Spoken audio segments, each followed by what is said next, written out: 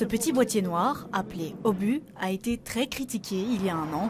Un boîtier qui permet de prélever la taxe kilométrique, un système qui est encore dénigré. Il y a peu de transporteurs qui vont fêter demain l'anniversaire de la taxe kilométrique. Beaucoup vont certainement s'occuper de contester des amendes qu'ils n'auraient jamais dû recevoir, refaire leur compte, vérifier que tout est juste et peut-être devoir rembourser l'un ou l'autre, ou remplacer plutôt l'un ou l'autre boîtier qui tombera en panne. À Bruxelles, 12 millions d'amendes ont été distribuées selon l'Union professionnelle des transports routiers. Des contraventions données suite à des problèmes techniques liés au boîtier. Des amendes qui doivent être remboursées ou annulées selon l'organisation.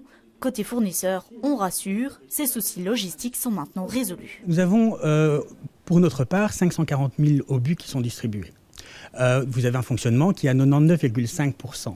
Si vous prenez un demi% de 540 000 obus, vous avez un effet de masse. Et donc vous avez plusieurs milliers d'appareils qui sont défectueux en même temps, comme d'autres appareils électroniques. Ils vont être remplacés et ils créent des problèmes. Mais on est vraiment sur des chiffres minimes.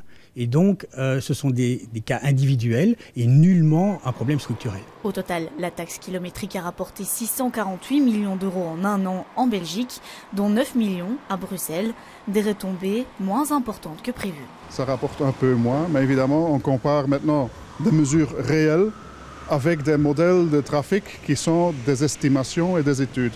Et notamment, une des raisons qu'on a constatées, c'est que le parc de véhicules, soit disons propres, donc, est beaucoup plus élevé que mis dans ces modèles. Après un an d'existence, l'heure est aux aménagements. À Bruxelles, la taxe kilométrique sera plus élevée.